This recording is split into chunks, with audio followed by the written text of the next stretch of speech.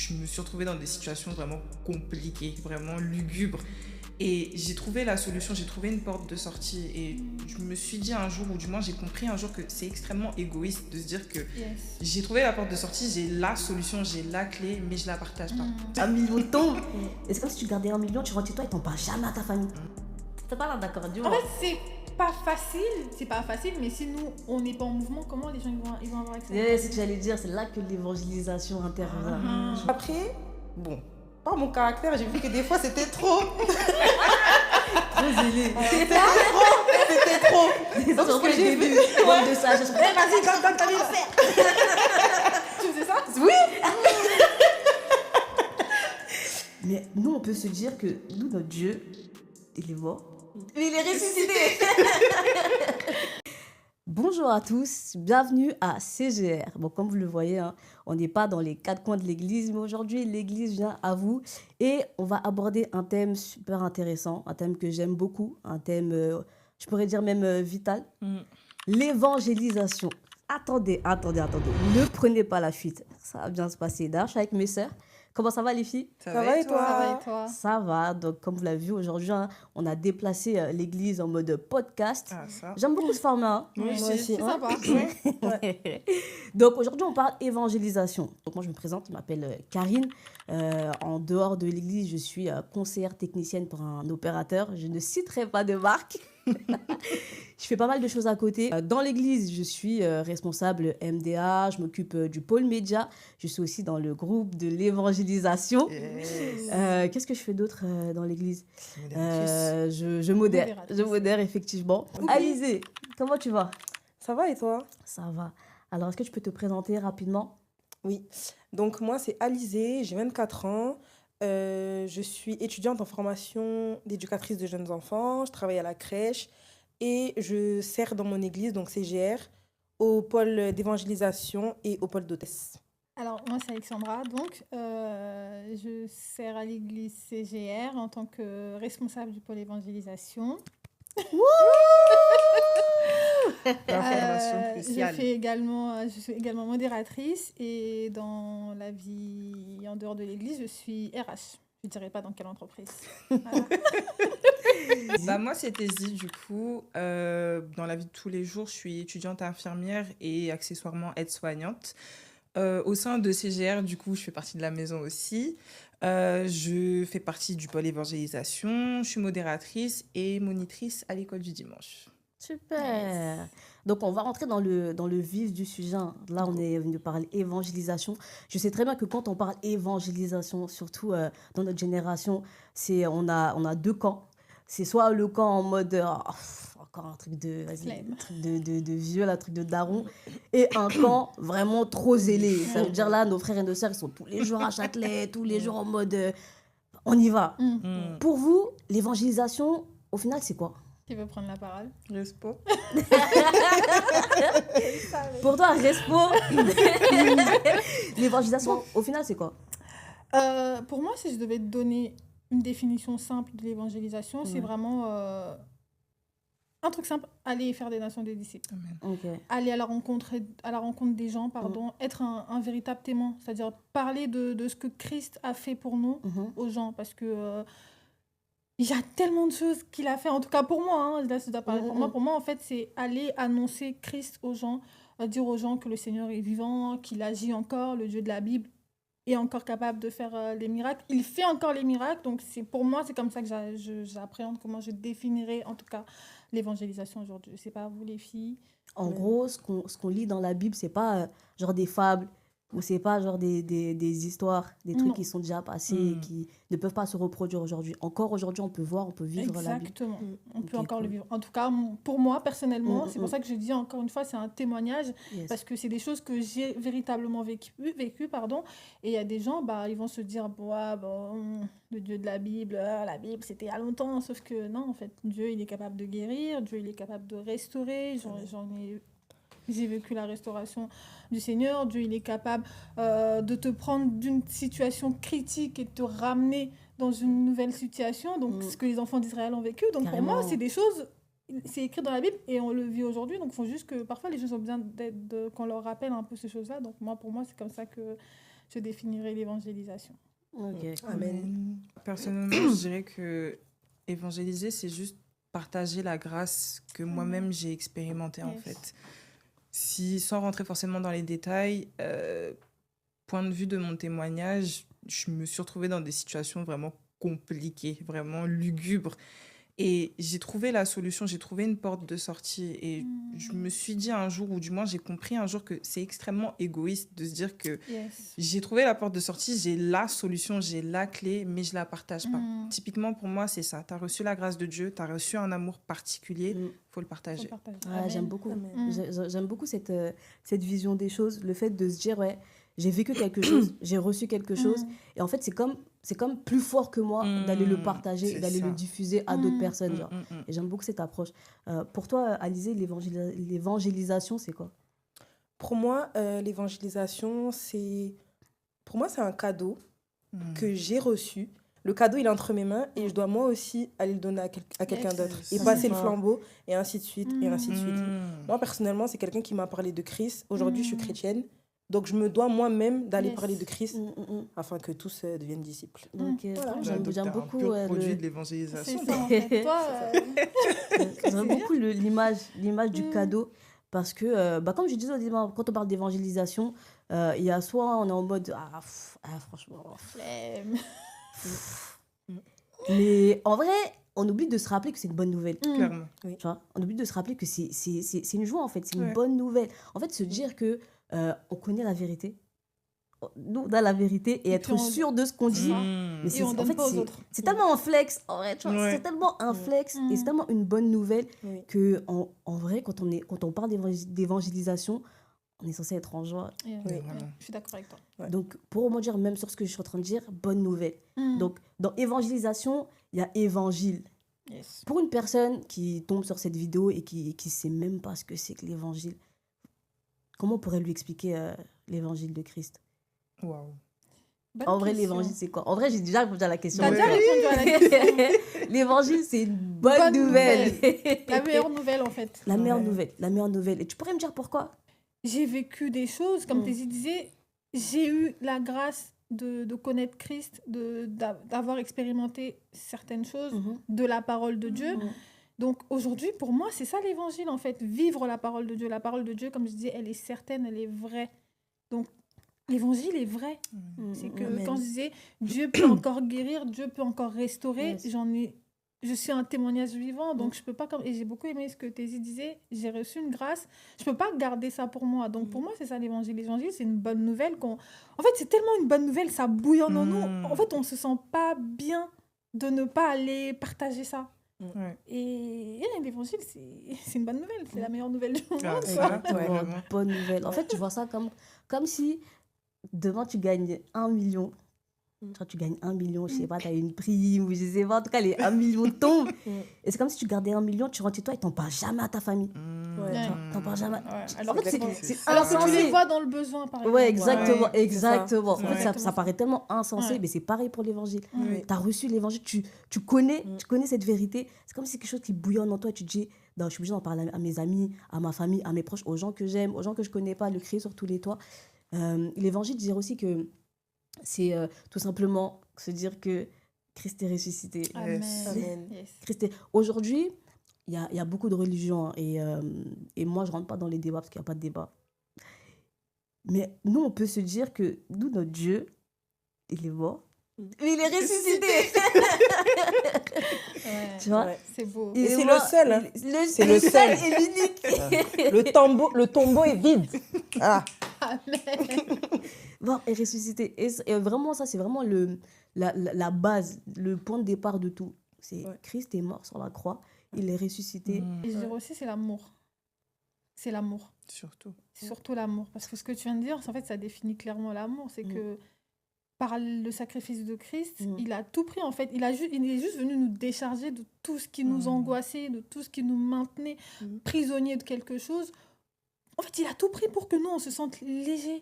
Donc ça, c'est juste une personne qui t'aime qui peut faire ça. Aujourd'hui, toi, tu peux avoir... Il y a des chaînes qui te maintiennent, tu souffres, tu es dans la maladie. Il y a une personne qui vient, qui dit, bah, moi, je prends ça. Je préfère souffrir à ta place.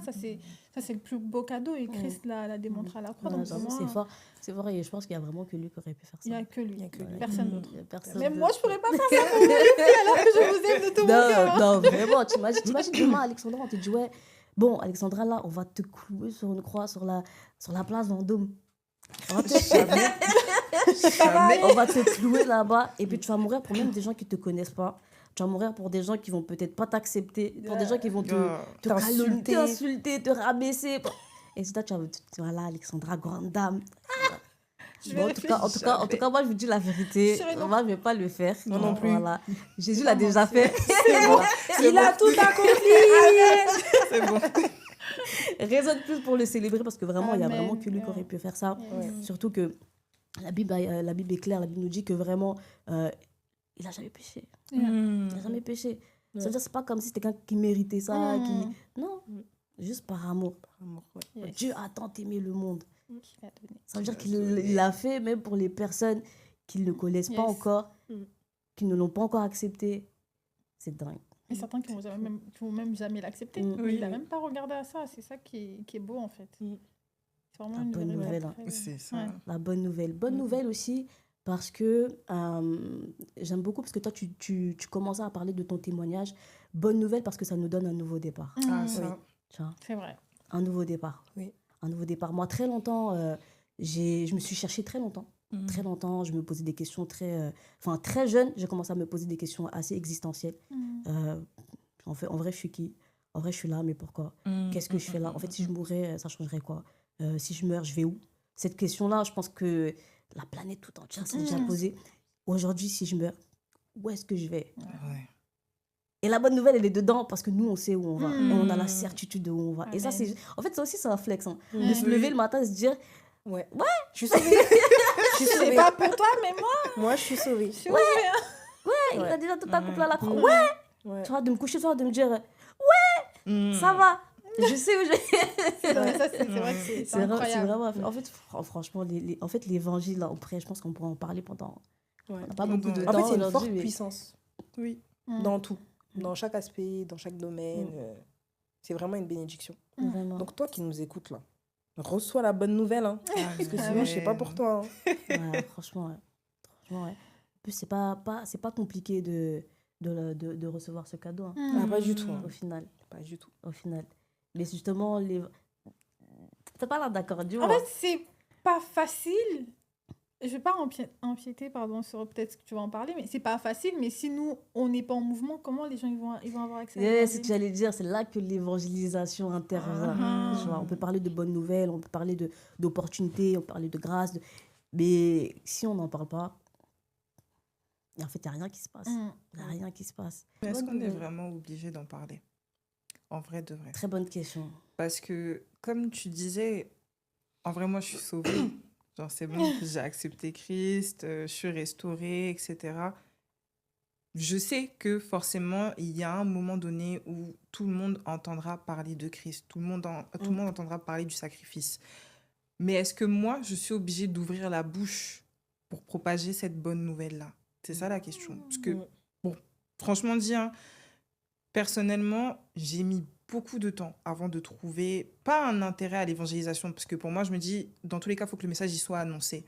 Mais je trouvais pas, moi, mon intérêt de le faire, en fait.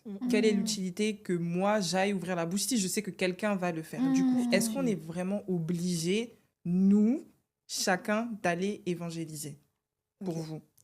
C'est une bonne question. Personnellement, pour moi, oui, c'est une obligation, mais à la fois, c'est plus qu'une obligation. En fait, pour moi, c'est tellement... En fait, ça bouillonne tellement en toi que personne ne va t'obliger à le faire. C'est parce que tu as été sauvé, restauré, béni. Tu te dis, mais autour de moi, les autres doivent être bénis, restaurés. Et peut-être que pour toi,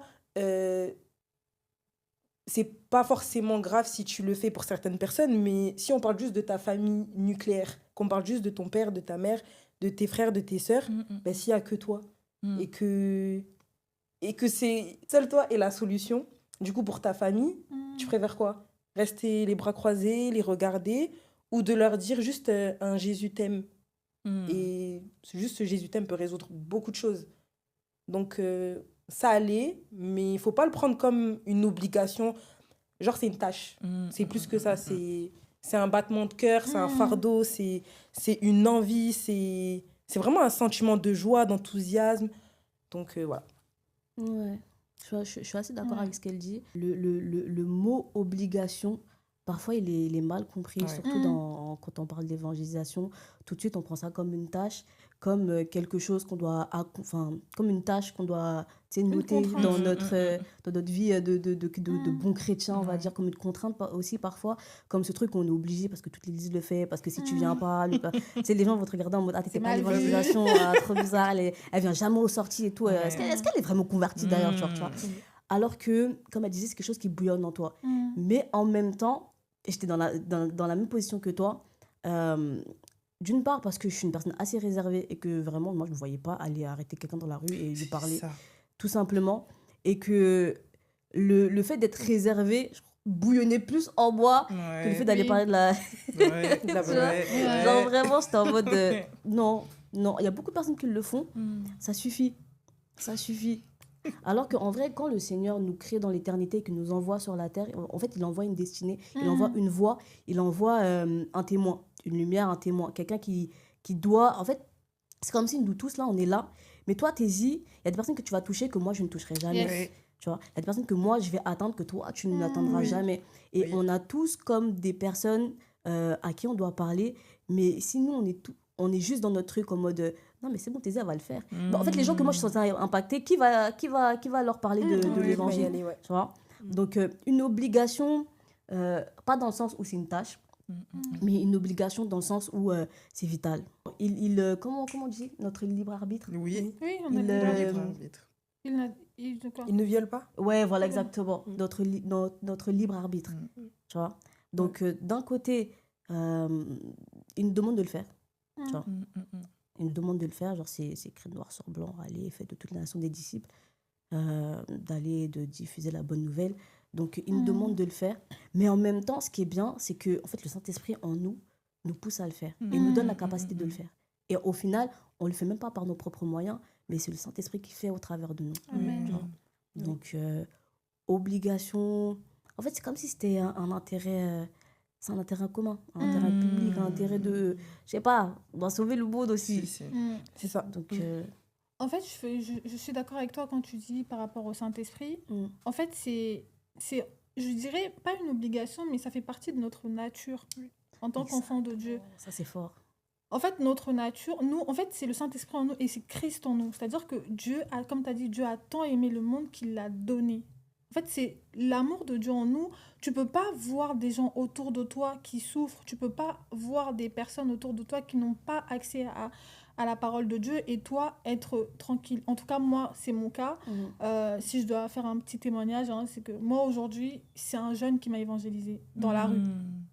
Dans la rue, c'est vraiment, je crois que je devais avoir 17 ans à l'époque. Je suis née dans une famille chrétienne, hein, on connaît.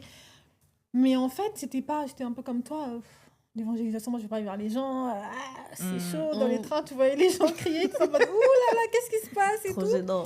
Mais un jour, à la gare de la Courneuve, je m'en souviens très bien, c'est un jeune de mon âge qui est venu évangéliser. Et c'est pas quelqu'un qui m'a, au vu de son âge, hein, il m'a pas forcément dit dans la Bible, le verset chapitre temps. Il m'a pas dit ça. Il m'a simplement dit Dieu t'aime.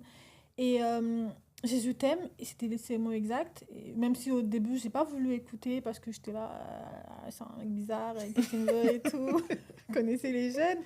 Mais en fait, au fur et à mesure que j'ai continué à parler avec lui, il m'a dit en fait, je le fais parce que j'ai envie de le faire. Et c'est là où je dis en fait, c'est quelque chose qui en nous, tu comprends pas forcément pourquoi est-ce que c'est quelque chose qui bouillonne en toi, comme elle disait, c'est un fardeau.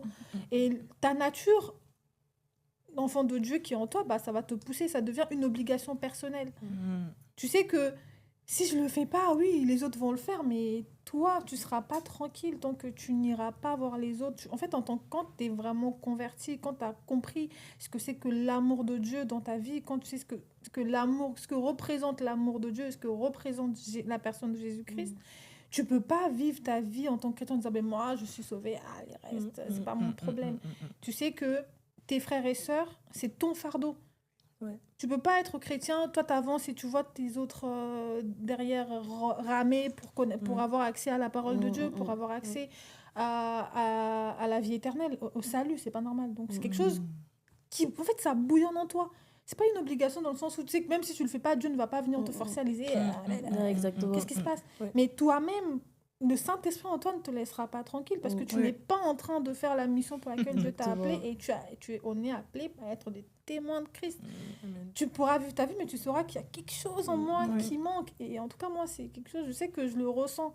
C'est comme si tu as une solution, c'est comme si tu as la solution, Tu mais tu la partages avec C'est- personne. Tu t'es C'est pas très bien. égoïste. Tu vois les gens souffrir, tu vois les gens être dans le mal et ils sont en train de mourir. Toi, t'es là. C'est un manque d'amour. Hein. Ça, c'est pas toi en tant que chrétien, oui. C'est... Non, mais en vrai, elle a Oui, raison. vous, les c'est uns les vrai. autres. hein. En vrai, elle a Aime ton raison. prochain comme toi. Non, c'est pas En notre vrai, elle a nature raison. de pas être amour. En fait, on est amour grâce à Christ et cet amour-là va t'empêcher de... En fait, c'est ton fardeau, en fait. C'est Dieu beau. ne- ouais, Dieu va L'évangélisation, pas te- c'est l'amour. Oui, L'évangélisation, c'est c'est une preuve l'amour. d'amour. Ouais. C'est vraiment une preuve d'amour. C'est une preuve d'amour. C'est vraiment Ouais, une c'est une preuve preuve d'amour. d'amour. Pardon, ouais. Un cri du cœur. Waouh. Ouais, un cri du cœur, ouais. Resmo, un cri du cœur, carrément. Oui, Oui. je dirais ça. Let's go, let's go. Du Ouais. coup, vous, parce que j'aime beaucoup les témoignages, à quel moment est-ce que vous êtes rentré dans cette phase où vous vous êtes dit coûte que coûte, il faut que j'évangélise? Parce que on a parlé de, ok, d'accord, l'évangélisation, c'est manifester l'amour. Si tu n'évangélises pas, tu manques un peu d'amour, un peu. Voilà. Mais il y a aussi des gens qui ont compris l'importance d'évangéliser. Il y a aussi des personnes qui savent qu'il faut aller. Ok. Pas forcément sortir dans les rues, mais il faut aller. Mais on reviendra dessus après. Mais qui n'osent pas. Parce que je suis introvertie, parce que je sais pas parler, parce que je sais pas, je bégaye. Peu importe le défaut ou la raison pour laquelle. Mais il y a des personnes qui savent, qui ont envie, mais qui n'osent pas. Vous, à quel moment est-ce que vous avez osé en fait?